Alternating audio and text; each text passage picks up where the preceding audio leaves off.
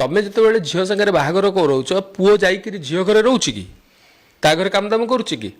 ତାର ଯେତିକି ସାଲାରୀ ତାର ଯେତିକି କମେଇ ସିଏ ଝିଅ ବାପାକୁ ଦେଇ ଦେଉଛି କି ନାହିଁ ତ ତମେ ବହୁ ଯେତେବେଳେ ଅନ୍ୟ ଘରୁ ଆଣୁଛ ଯେଉଁ ଝିଅଟିକୁ ତା ବାପା ମା 20 ବର୍ଷ 25 ବର୍ଷ ଯାଏଁ ଖୁଏଇ ପିଇ ପାଳି ପୋଷି ବଡ଼ କରିଛନ୍ତି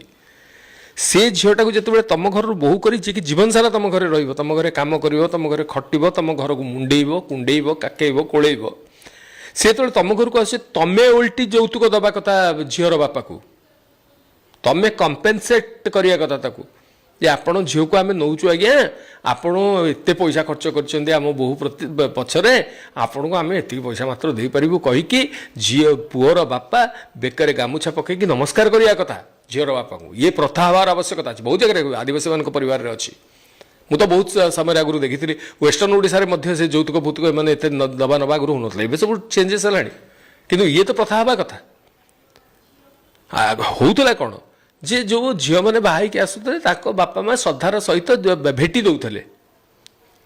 ଭେଟି ଦେଉଥିଲେ ଯେଉଁମାନେ ଥିଲା ବାଲା ଲୋକ ସେମାନେ ଦେଉଥିଲେ ଏବଂ ଯେଉଁମାନଙ୍କ ପାଖରେ କମ୍ ପଇସା ଥିଲା ବା ଏତେ ଚଳନୀ ସ୍ୱଚ୍ଛ ନଥିଲା ସେମାନେ ଯାଇତାଇକିରି କ'ଣ ଗୋଟେ ଝିଅକୁ ଦେଉଥିଲେ